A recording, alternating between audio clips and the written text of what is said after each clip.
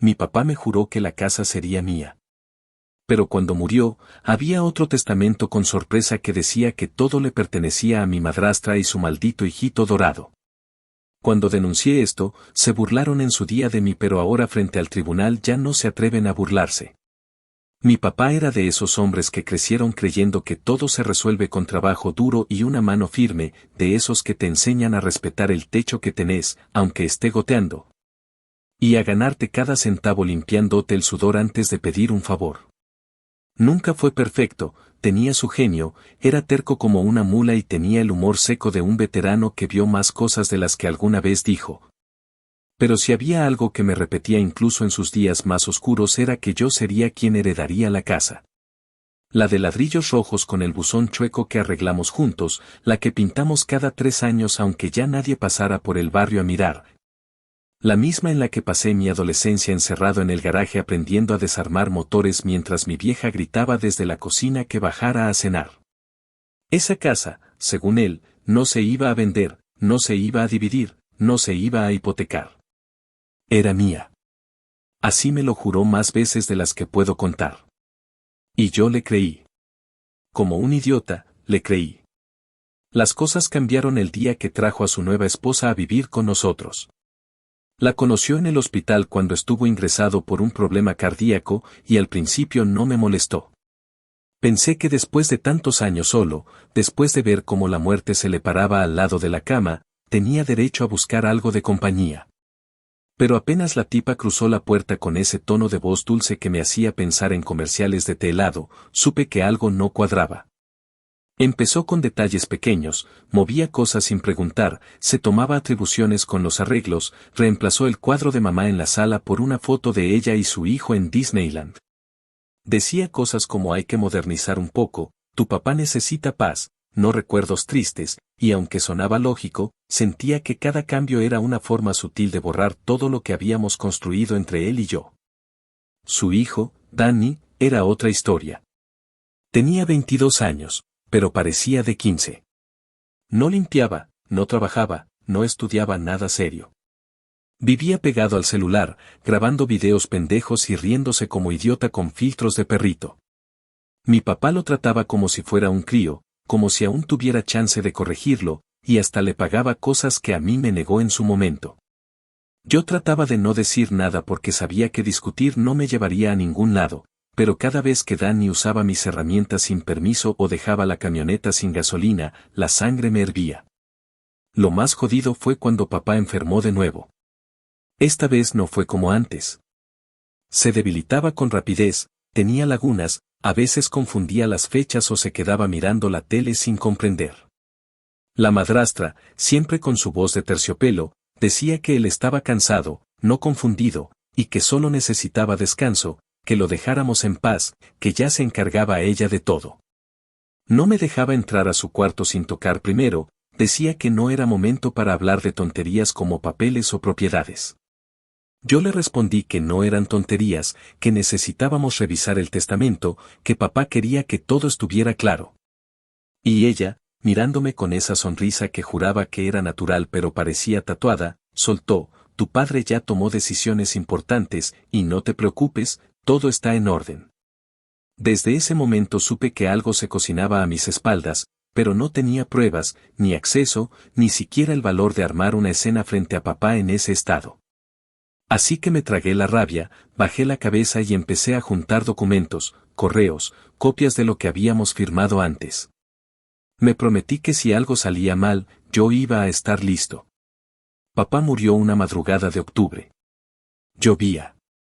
Llevaba días en silencio, respirando con dificultad, y cuando sonó el teléfono supe lo que era antes de contestar.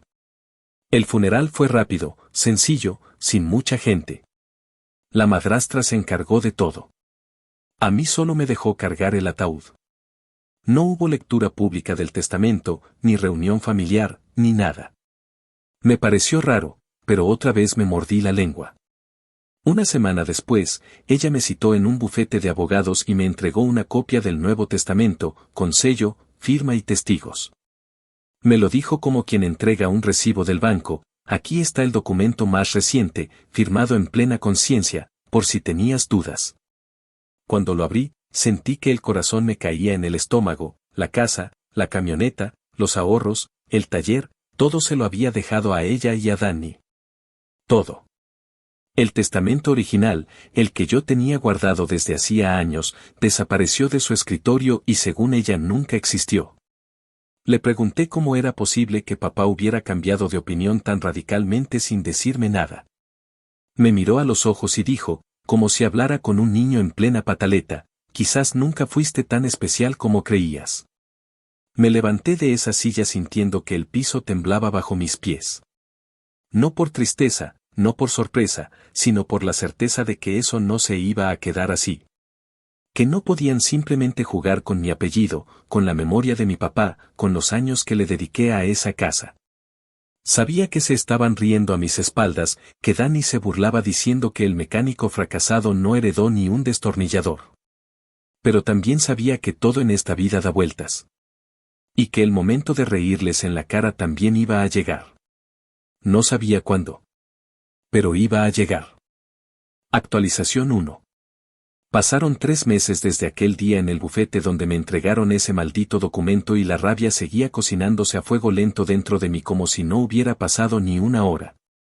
Yo trataba de continuar mi vida en el garaje de un amigo, durmiendo en un colchón inflable que se desinflaba cada 2 noches, trabajando arreglos sueltos para clientes que todavía confiaban en mi palabra. Y comiendo lo que fuera que quedara después de pagar gasolina y herramientas. No me alcanzaba ni para rentar algo decente. Y mientras tanto la casa que me prometieron estaba ocupada por un imbécil que no sabía ni revisar la presión de las llantas y una mujer que sonreía como si Dios le hubiera firmado el título de propiedad. No solo habían ganado, sino que lo disfrutaban. Danny subía videos grabando desde la sala, pavoneándose como si fuera el puto rey de un castillo que nunca construyó, y usaba mi camioneta como fondo para presumir que lo que uno se merece, la vida se lo entrega. Cada publicación era una bofetada, pero me obligaban a mantener la cabeza baja porque no tenía pruebas sólidas. Aún. Fue entonces cuando decidí buscar al abogado que alguna vez ayudó a papá con los papeles originales. Lo encontré después de buscar en registros, llamadas y direcciones viejas. Era un hombre ya mayor, con voz cansada y unos lentes gruesos como ventanas de tren. Le pregunté directamente si recordaba haber redactado un testamento a nombre de mi padre hace unos años, uno en el que me dejaba todo a mí, y tras revisar una carpeta polvorienta en su archivo, encontró una copia sin firmar. Me explicó que mi papá le había dicho que quería dejar todo a su único hijo, que en ese momento no confiaba en nadie más, pero que nunca regresó a firmarlo en persona. Me mostró la última nota que tenía registrada en la hoja de seguimiento, y ahí leí, con letra clara, pospone la firma por asuntos familiares. Eso fue como una puñalada en el pecho. Yo había estado esperando que ese papel fuera mi salvación, pero era una copia incompleta. Sin su firma, valía lo mismo que un maldito volante de pizzería. Sin embargo, algo me llamó la atención, la fecha. El documento tenía fecha de 6 años antes de su muerte, lo cual no sería tan importante si no fuera porque el Nuevo Testamento, el que presentó mi madrastra, estaba fechado apenas 12 días antes de que él muriera. Justo cuando ya no podía ni escribir su nombre sin que se le moviera la mano como hoja en viento. Ese detalle, esa diferencia de tiempo y condiciones físicas, me hizo pensar. Así que empecé a buscar a alguien que pudiera decirme si esa firma final era auténtica o no. Hablé con un amigo de la secundaria que ahora trabajaba con abogados de lesiones personales, y fue él quien me dijo que necesitaba una abogada con dientes. Alguien que se animara a ir contra una madrastra legalmente protegida y su hijito dorado, aunque no tuviera plata para pagar honorarios al contado. Me dio el nombre de Valeria, una abogada joven pero brava, con cara de no perdonar estupideces y una voz que podía quebrar a un testigo solo con repetir la misma pregunta. La llamé desde un Burger King con el último billete que tenía, y le conté la historia completa, sin esconder nada. Me escuchó en silencio, solo hizo 2 preguntas cortas y al final dijo, mándame una foto de esa firma y dame 2 días. Si es lo que creo, voy a romperles el culo en la corte. Colgué sin saber si quería llorar o reír. 2 días después me llamó de nuevo y me pidió que nos viéramos en su oficina. Era un lugar chiquito pero limpio, lleno de carpetas y papeles por todos lados, como si allí no se descansara nunca. Me mostró dos impresiones, una con varias firmas auténticas de mi papá, de licencias, de un préstamo, de un registro militar y otra con la del Nuevo Testamento. Luego señaló las diferencias, los ángulos, la presión, la inclinación de las letras. Me explicó que en casos así se puede impugnar el testamento si se demuestra que el firmante no estaba en condiciones físicas ni mentales de hacerlo. Y que, además, si se descubre que hubo presión o influencia externa, se puede invalidar por completo. Dijo que era riesgoso, que la madrastra iba a pelear su derecho con uñas, dientes y mentiras, pero que si todo salía bien, podía recuperar la casa y arrastrar con ellos a la ruina legal. No lo pensé ni un segundo. Le dije que aceptaba y que me comprometía a pagarle con trabajo, con horas, con lo que fuera. Ella solo me miró y respondió: yo también tuve una madrastra de mierda. Vamos a hacer que ésta sienta el infierno. Presentamos la primera solicitud para impugnar el testamento a finales de enero. Apenas se notificó la audiencia, el circo se puso en marcha. Danny publicó en redes que su hermanastro resentido intentaba robarle su herencia legítima, y en una historia con fondo de trap barato dijo que algunos no soportan que uno brille más que ellos. Yo no respondí, no porque no quisiera, sino porque Valeria me pidió que me tragara las ganas de romperle los dientes. Dijo que en la corte todo lo que se muestra es carácter, y que si ellos jugaban a la fama, nosotros íbamos a jugar a la evidencia. El día de la audiencia preliminar, Danny llegó con un puto saco blanco, gafas oscuras y una camarita que lo grababa todo. Su madre se sentó a su lado como si estuvieran esperando ser premiados, no como si tuvieran que defender un testamento que olía a fraude. Cuando me vieron entrar con jeans gastados y botas llenas de polvo, se rieron. Lo juro. Lo vi. Danny se volvió hacia ella y le dijo en voz baja, pero no tanto: mira al mecánico piojoso, va a llorar otra vez. No lloré. Me senté. Cerré los puños. Y no dije ni una palabra. Valeria se encargó de todo. Argumentó que el testamento previo, aunque sin firma, evidenciaba intención, y que las condiciones médicas de mi padre al momento del nuevo documento eran dudosas. Solicitó acceso a sus registros clínicos, al historial de medicamentos, y pidió una revisión de la firma por un perito certificado. La jueza, una mujer dura con mirada filosa, aceptó las solicitudes y puso fecha para una nueva vista. Ahí, por primera vez, noté que la madrastra no se reía tanto. Se cruzó de brazos y murmuró algo que Danny no supo cómo interpretar. Ese día, cuando salimos del juzgado, Valeria me dijo en voz baja: ya les tembló el culo. Vamos bien. Pero ahora viene lo más feo. Y tenía razón. Porque lo que vendría después iba a destapar más mierda de la que yo imaginaba. Y cada centímetro que se removiera, cada documento que saliera a la luz, iba a valer el esfuerzo si al final de esa pelea lograba verlos pagar cada una de sus malditas burlas. Actualización 2. Pasaron algo más de 6 meses desde aquella primera audiencia en la que los vi sentados como si fueran las estrellas de un maldito reality show. 6 meses en los que mi vida no se volvió más fácil, pero sí más despierta. Cada día era una mezcla de trabajo sucio en el taller y largas noches revisando documentos, sacando copias, escarbando entre papeles viejos como si cada archivo pudiera esconder una bomba lista para explotar en sus caras. Durante ese tiempo, Valeria no descansó. Me tenía escribiendo una lista con cada movimiento que recordara de los últimos meses de vida de mi papá, que tomaba, cuando se dormía, cómo escribía, con quién hablaba. Le entregué una libreta entera escrita a mano donde relaté desde el día que dejó de subir al techo a limpiar las hojas hasta la última vez que me pidió que revisara el calentador.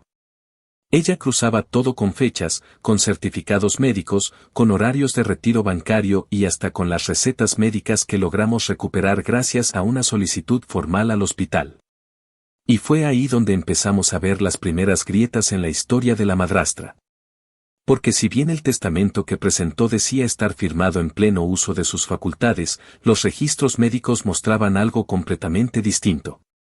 Apenas 4 días antes de esa firma, papá había estado internado por desorientación y pérdida de motricidad en la mano derecha.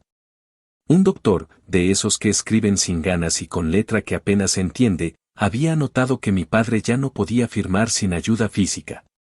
Esa mierda, puesta en papel y con el sello del hospital, era una joya.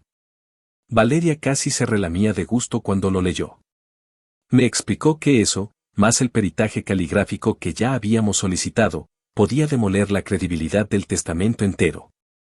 Pero todavía faltaba algo, el maldito notario. El cabrón que había firmado y sellado el documento no aparecía por ningún lado en las bases legales convencionales. Valeria investigó usando contactos que tenía en la Asociación de Abogados del Condado y resultó que el tipo, de nombre Clifford M., tenía un historial asqueroso. 3 advertencias formales por irregularidades, una suspensión breve por documentos sin verificación de identidad y una conexión directa con la familia de la madrastra. Clifford era primo segundo de la difunta madre de ella. No era una conexión directa, pero sí suficiente como para levantar sospechas. Y lo que fue peor aún, vivía a 20 minutos de la casa de mi padre, y curiosamente, ese día específico de la firma él había cobrado, en efectivo, exactamente $2,000 retirados de la cuenta conjunta de mi papá y la madrastra. Eso fue un baldado de gasolina sobre el fuego. Porque si algo sabíamos con certeza era que mi padre jamás entregaba efectivo así como así, y menos en esa cantidad, sin saber exactamente a qué iba. Valeria solicitó las imágenes de las cámaras del cajero automático donde se había hecho el retiro, y aunque las imágenes no eran nítidas, se podía ver que no era él quien hacía el movimiento, sino la madrastra. La reconocimos por la chaqueta blanca que siempre usaba cuando iba a hacer diligencias importantes y que, por supuesto, había desaparecido desde que comenzó el proceso judicial. Cada dato se iba sumando como piezas de dominó colocadas con paciencia para caer juntas. Ella retiró el dinero. Clifford lo recibió ese mismo día. Y el testamento fue sellado en cuestión de horas. Todo cuadraba. Todo, excepto una cosa, ¿cómo carajos convencieron a mi padre de poner su firma ahí, si ni siquiera podía sostener el bolígrafo? Ahí fue donde apareció el nombre de Janice. Una enfermera de cuidado paliativo que trabajó en la casa durante las últimas semanas de vida de mi papá.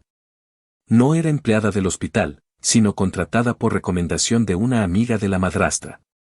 La contactamos después de buscar su número en registros de nómina y fue Valeria quien le llamó. Al principio no quiso hablar, pero cuando escuchó mi nombre se quedó en silencio unos segundos y después soltó un yo sabía que esto iba a pasar algún día. A la semana siguiente, firmó una declaración jurada donde decía que había visto a la madrastra guiarle la mano a mi papá para firmar unos documentos mientras él estaba sedado. Según su relato, Danny estaba presente y se reía diciendo que parecía una película. Janice lo reportó en su momento a una supervisora, pero no hubo seguimiento porque no se trataba de personal médico regular. Eso no solo era grave, era un puto crimen. Con esa declaración, más el peritaje de firmas y los antecedentes del notario, teníamos suficiente para armar un caso de fraude testamentario. La siguiente audiencia fue distinta. Ellos llegaron más serios, sin cámaras, sin sonrisas de Instagram. La madrastra se bajó del carro mirando hacia todos lados como si esperara que alguien la atacara. Danny llevaba puesta una gorra que le cubría media cara y evitaba el contacto visual como si estuviera avergonzado. Y bien que debía estarlo. Valeria entró con una carpeta tan gorda que parecía una biblia de pruebas, y no le tembló la voz cuando empezó a enumerar todo ante la jueza. Detalló el estado clínico de mi padre, mostró la declaración de Janice, presentó la copia del testamento original sin firma pero con trazabilidad, el análisis caligráfico y, como broche final, la conexión entre la madrastra y el notario. La jueza se quedó callada un momento largo antes de hablar. Dijo que todo eso merecía una investigación más profunda y que de confirmarse la falsificación, el testamento completo podía ser anulado por vicios de origen. Lo dijo con tono seco, pero para mí sonó como música. Cuando salimos esa tarde del juzgado, Valeria encendió un cigarro, algo que nunca hacía, y me lo ofreció. Le dije que no fumaba, pero igual me quedé parado junto a ella, sintiendo por primera vez en años que, aunque todavía faltaba camino, por fin les habíamos metido miedo. Y lo mejor era que recién estábamos calentando motores. Porque si algo había aprendido en esos meses, era que no bastaba con ganar. Había que hacer que recordaran cada paso que dieron mal.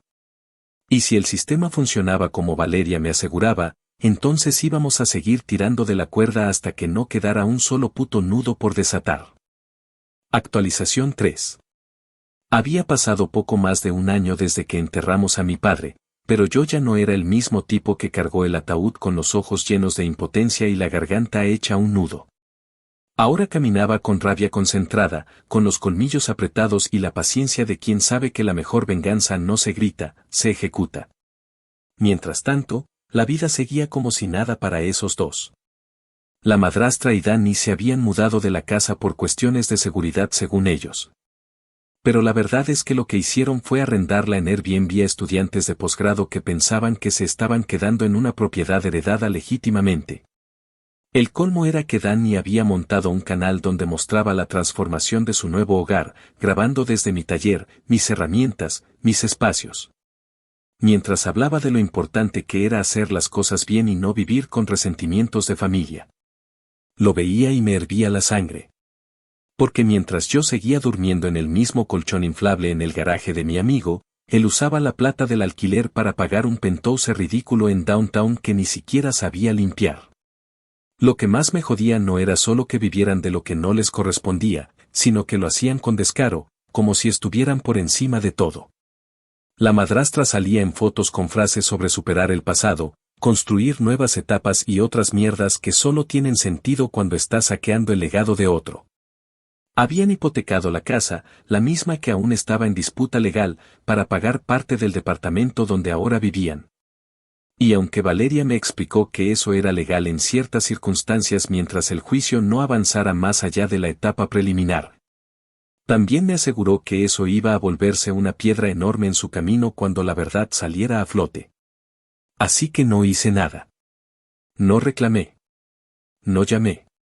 Me dediqué a trabajar más horas en el taller, a ahorrar cada centavo y documentar todo. Guardaba cada publicación, cada recibo, cada transacción que llegaba a mis manos gracias a las solicitudes de información que ella gestionaba. Porque si algo había entendido ya, era que esta guerra no se ganaba con gritos. Se ganaba con carpetas. Con sellos. Con el puto peso frío de los hechos. Fue por esa época que empezamos a notar algo interesante, el banco que les había dado la hipoteca contra la casa comenzó a enviar notificaciones legales a la dirección de la propiedad, y como sabíamos que ya no vivían ahí, muchos de esos papeles terminaron regresando. Valeria consiguió acceso a uno de esos documentos a través de un conocido en la oficina de registro del condado y, para nuestra sorpresa, la hipoteca estaba siendo cuestionada por la aseguradora. La razón era sencilla pero poderosa, el título de propiedad estaba marcado como bajo disputa judicial, y por tanto, el préstamo debía haber sido congelado o rechazado desde el inicio.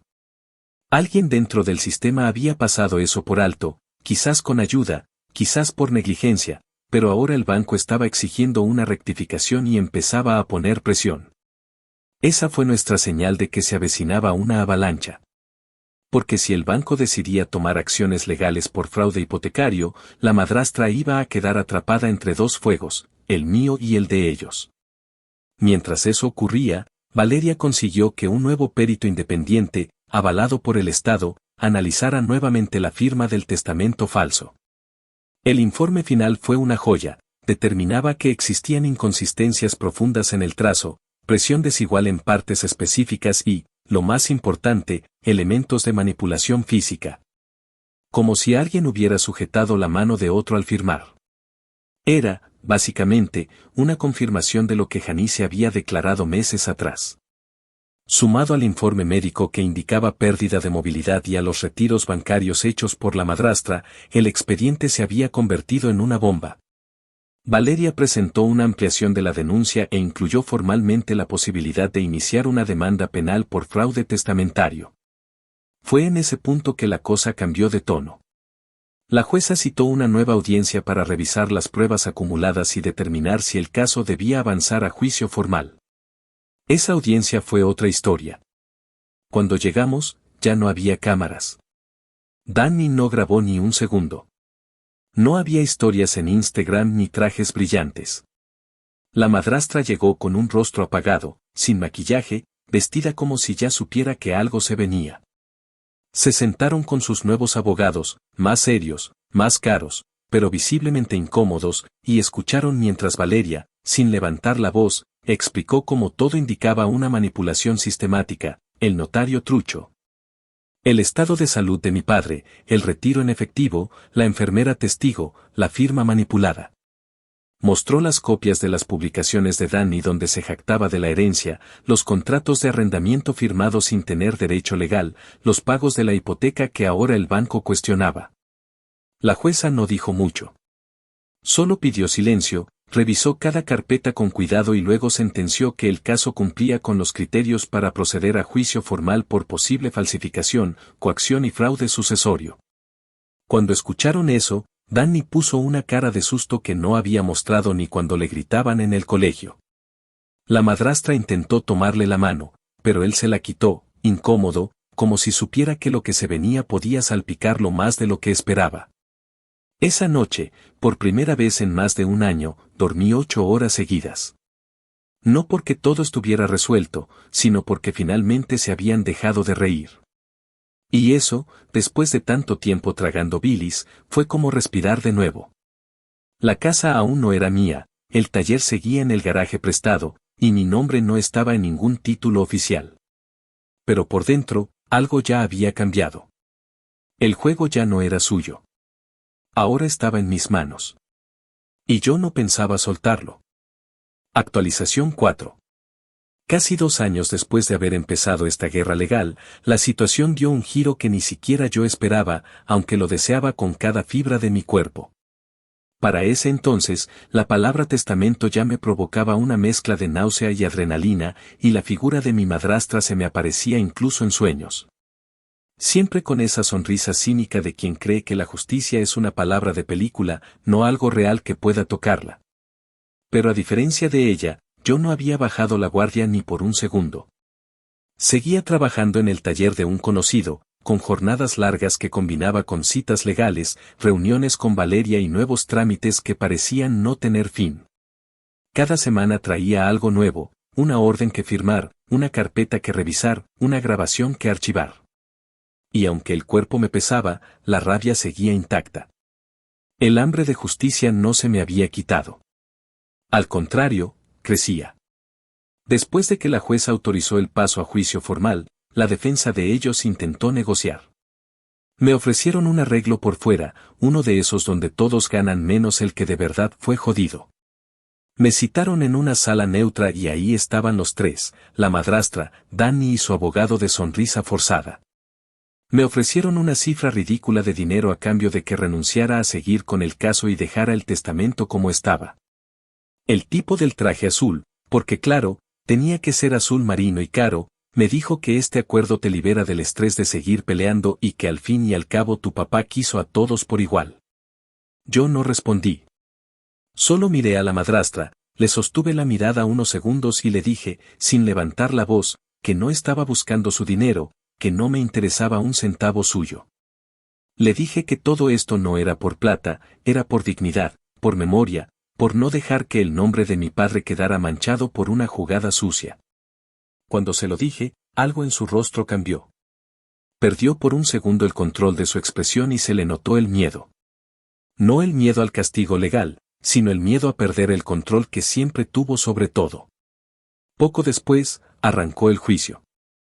Fue un proceso lento y asquerosamente técnico, como suelen ser estas cosas, pero Valeria se encargó de convertir cada punto legal en un golpe directo al mentón. Llevó al estrado a Janice, la enfermera, que repitió palabra por palabra su declaración, que había visto a la madrastra sostenerle la mano a mi padre mientras firmaba.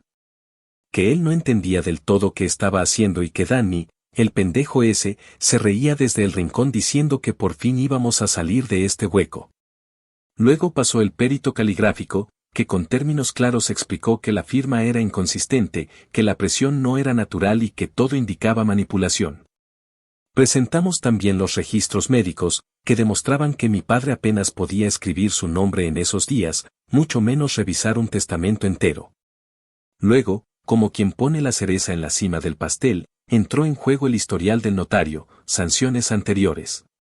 Relación familiar indirecta con la madrastra y el depósito de $2,000 en efectivo el mismo día que firmó el documento. Era tan evidente el montaje que el fiscal del condado pidió que se abriera una investigación por posible conspiración para cometer fraude testamentario. La jueza, impasible como siempre, tomó nota sin pestañear. Pero yo supe, en ese momento, que les habíamos clavado la estaca. Danny se quebró antes que su madre. Una tarde, después de salir del tribunal, Valeria me llamó y me dijo que el abogado de Danny había solicitado una reunión privada. Al parecer, el niñito influencer ya no quería estar en medio del escándalo y tenía miedo de ser arrastrado junto a ella a una demanda penal. Accedí a verlo. Nos sentamos en un café cualquiera, y ahí estaba él, sin gafas, sin cámaras, sin la actitud de siempre. Me dijo, en voz baja, como quien confiesa un pecado, que todo había sido idea de su madre, que él no sabía los detalles, que solo firmó cosas porque confiaba en ella. Le respondí que la confianza no lo eximía de las consecuencias, pero que si tenía algo que pudiera ayudar al caso, era su oportunidad de limpiar, al menos un poco, la mierda en la que estaba metido. 2 días después, su abogado entregó una carta firmada donde Danny reconocía no haber presenciado ninguna decisión consciente de mi padre respecto al Nuevo Testamento. No era una confesión directa de fraude, pero era una bomba que ayudó a que el caso diera el giro final que necesitábamos. Una semana más tarde, en una de las últimas sesiones, la jueza dictó sentencia provisional mientras avanzaba la investigación penal. El testamento presentado por la madrastra era inválido. Se ordenaba restablecer el testamento anterior como base de distribución legal del patrimonio y se retiraban todos los derechos de posesión inmediata a ella y a su hijo. La casa, la camioneta, el taller y todos los bienes relacionados pasaban a mi nombre mientras se finalizaba el proceso. Además, el tribunal ordenó que se congelaran sus cuentas personales y que entregaran un reporte detallado del alquiler recibido en el último año, con fines de restitución. Cuando escuché esa sentencia me costó respirar. No porque no me lo esperara, sino porque después de tanto tragar tierra, por fin alguien con poder legal decía en voz alta lo que yo venía gritando en silencio desde el día que me entregaron ese testamento trucho. La madrastra salió de la sala sin decir una sola palabra, con la cara pálida, los ojos duros, y el paso lento de quien ya no tiene cómo ocultar que perdió. Danny ni siquiera intentó disimular, bajó la cabeza y se largó por una puerta lateral como si no quisiera que nadie lo reconociera. Y yo me quedé ahí, sentado, con las manos entrelazadas y la mirada fija en el suelo, mientras Valeria me daba unas palmadas en la espalda que, por primera vez, no sentí como un consuelo, sino como una señal de que lo peor ya había pasado. Pero aunque había ganado esa parte, yo sabía que no iba a detenerme ahí. Porque una cosa era recuperar lo que me correspondía. Y otra muy distinta era asegurarme de que pagaran hasta el último centavo que me habían quitado. Actualización 5. Habían pasado ya 3 años desde la muerte de mi padre cuando finalmente me entregaron las llaves de la casa, esas mismas llaves que colgaban siempre de un clavo junto a la puerta del taller. Que él usaba con la misma rutina de siempre para entrar a la cocina silbando, como si nunca pasara nada. Fue un día gris, con cielo cargado y ese olor a tierra mojada que llega antes de que llueva, como si hasta el clima supiera que algo importante estaba por cerrarse. Yo fui solo a recogerlas. Valeria no me acompañó esa vez. Me dijo que había batallas que uno debía pelear con el puño cerrado, pero que otras había que ganarlas con la cabeza en alto y el silencio bien puesto. Me subí a la camioneta, que por fin también volvía a ser mía legalmente, y conduje hasta el barrio como si me metiera en un territorio fantasma. Todo estaba igual y al mismo tiempo diferente. Los mismos árboles torcidos, la misma casa de los Gómez al frente con su buzón oxidado, pero esa cuadra ya no me escupía en la cara. Ahora, por fin, me reconocía. Cuando abrí la puerta, lo primero que sentí fue un golpe de polvo y abandono. Aunque la casa había estado alquilada por más de un año, los inquilinos la habían dejado hecha mierda.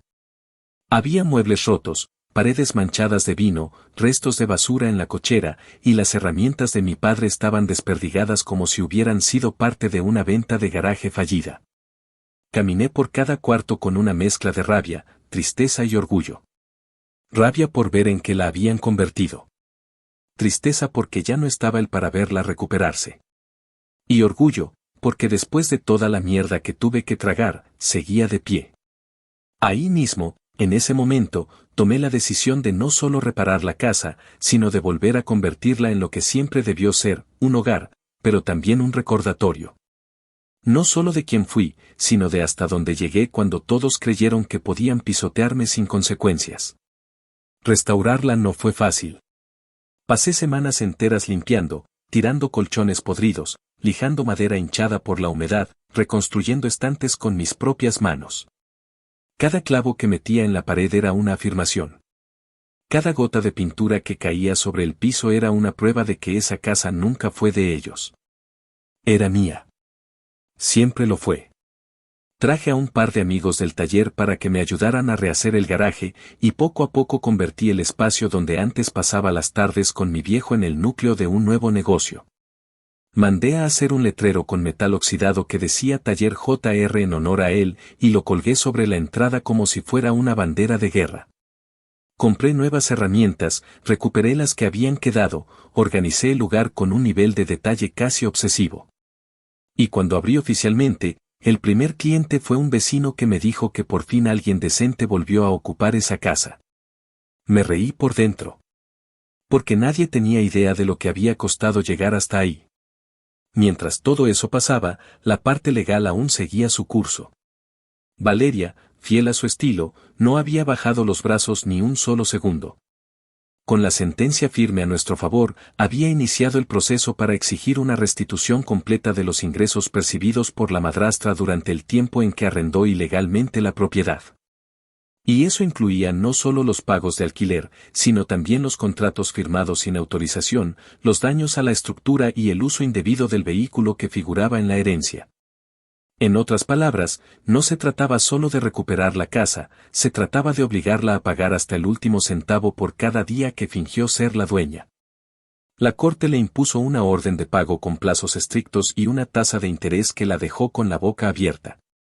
En menos de 3 meses, tuvo que vender sus joyas, hipotecar su nuevo apartamento, porque claro, ya no vivía en el downtown glamuroso sino en un condominio de segunda mano, y suplicar una reducción del monto, la cual, por supuesto, le fue negada.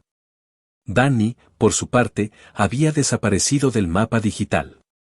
Cerró su canal, borró todas las publicaciones donde se jactaba de su herencia y apareció en un par de videos de otros creadores como colaborador invitado.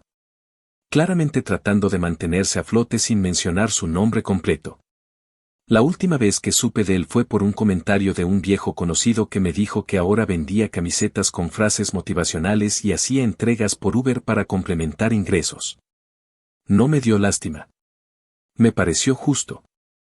Porque nadie que se burla del dolor ajeno debería salir caminando como si nada hubiera pasado. Y menos alguien que sonreía mientras me arrebataban hasta el recuerdo de mi padre. Un día, mientras organizaba papeles viejos, encontré una nota escrita a mano en una de las libretas de mi papá. Era corta, y tenía esa letra suya que yo reconocería en cualquier parte. Decía, la casa es para él. No hay discusión. Él sabrá qué hacer cuando yo no esté. Me quedé mirando esa línea por minutos, como si fuera una señal del más allá, una forma suya de decirme que había hecho lo correcto. Y lo supe. Lo confirmé. Porque en ese momento entendí que la verdadera herencia no era la propiedad, ni la camioneta, ni el taller. Era la determinación. La terquedad de pelear por lo justo. La capacidad de sostener la mirada incluso cuando el mundo te escupe en la cara. Cuando terminé de restaurar la casa, abrí las ventanas, respiré hondo y por primera vez sentí que podía cerrar ese capítulo. No porque lo olvidara, sino porque lo había escrito completo, con cada página manchada de esfuerzo, rabia y justicia. Nadie más volvió a tocar el timbre. Nadie más volvió a pararse en esa puerta reclamando lo que no le pertenece. La casa estaba en paz. Y yo también. Porque aprendí que a veces el castigo más fuerte no es lo que uno les hace a los otros. Es ver cómo su mundo se derrumba solo, mientras el tuyo se levanta con más fuerza que nunca. Actualización final. 5 años después de la muerte de mi padre, la historia completa parece una de esas anécdotas que alguien inventaría para ganarse likes en redes o para adornar una reunión familiar con drama barato, pero cada detalle, cada fecha, cada humillación y cada golpe legal fue real. Lo viví en carne propia, lo enfrenté sin respaldo, sin familia detrás, sin una red que amortiguara la caída.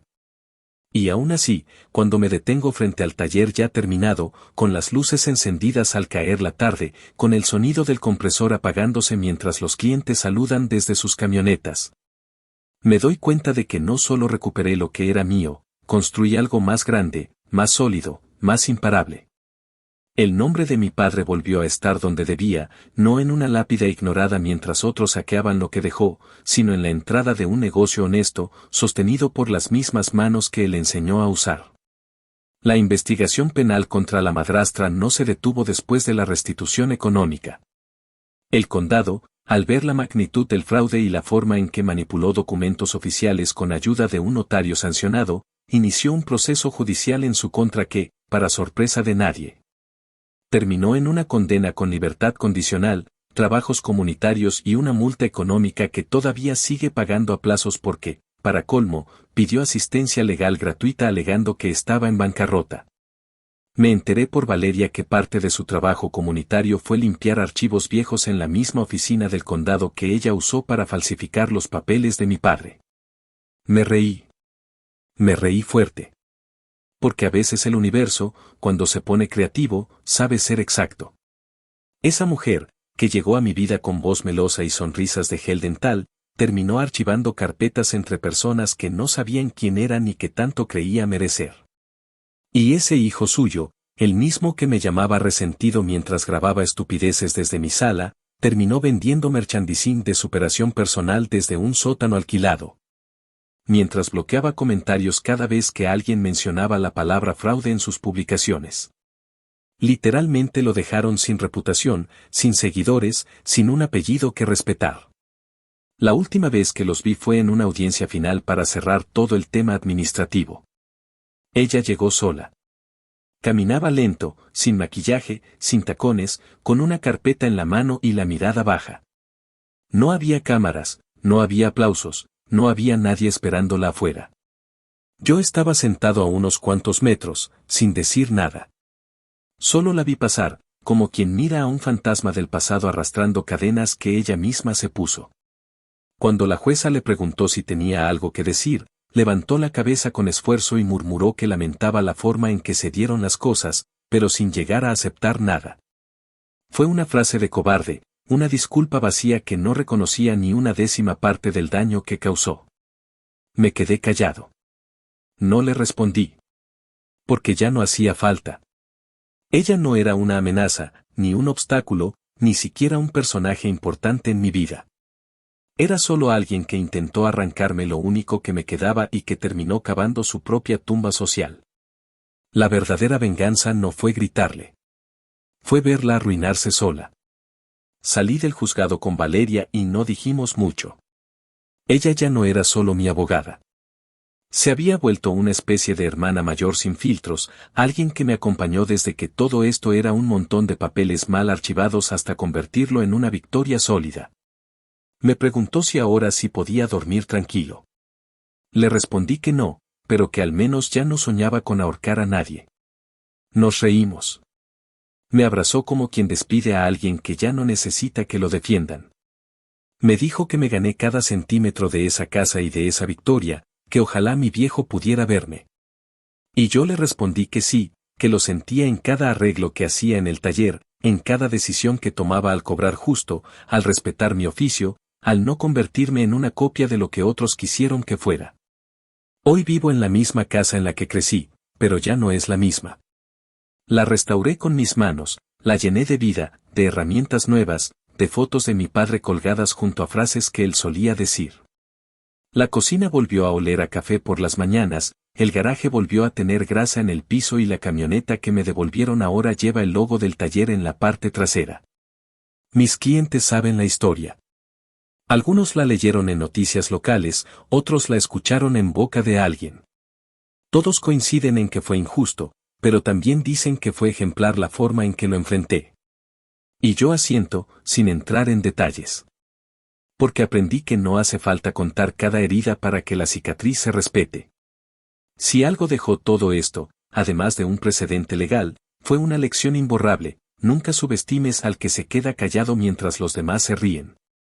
Porque a veces el que se traga la rabia en silencio es el mismo que, años después, te ve caer desde arriba sin mover un solo dedo. Yo no gané solo una casa. Me gané el derecho a no arrodillarme jamás. A no aceptar que alguien más dicte el valor de lo que uno merece. Y por eso, cada vez que me cruzo con alguien que cree que el poder lo tiene el que miente más fuerte, pienso en ella archivando carpetas entre polvo y sillas rotas. Y sonrío. Porque en esta historia, la última carcajada fue mía. Y no la comparto con nadie.